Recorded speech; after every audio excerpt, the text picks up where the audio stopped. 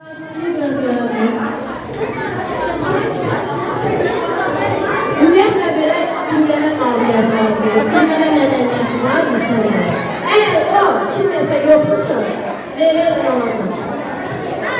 Salam, hörmətli, orta məktəbinin müəllim və şagird kollektivi.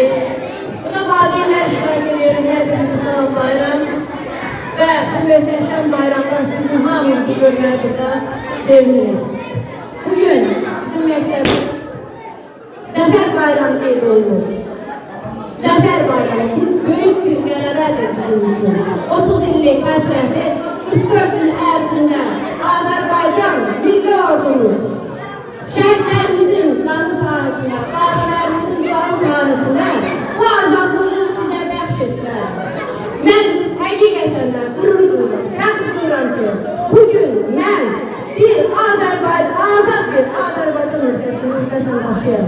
Və bu möhtəşəm bayramın səviyyəli göstərilməsinə hörmətli Şadiqli rəhbəri, İqrar müəllimə, rəhbərli adından müəllimə, şagirdlərimizə təşəkkür edirəm, Sərəqət müəllimə, bütün təqib iştirakçı müəllimləri hamısından burada yollarında hər birisinin dərslərinə, onlar özləri kömək edib hamısına hər birinə təşəkkür edirəm. Bugün bir milli qəhrəman bacısı olaraq mübarizin simasında kəndi şəhidlərimizə Allah'tan rəhmət diləyirəm.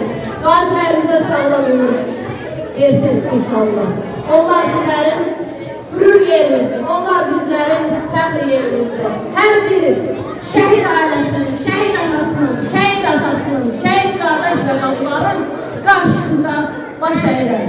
Allah cəmi şəhidlərimizə rəhmət versin, məkanları cənnət olsun inşallah. O bizim hakkımızdır. Ona göre ki o Azerbaycan Respublikası'na layık olduğumuz milli kahramanı başlıyor. Onu adı taşıyor. Çok sağ olun sayılarına teşekkür ederim. Ben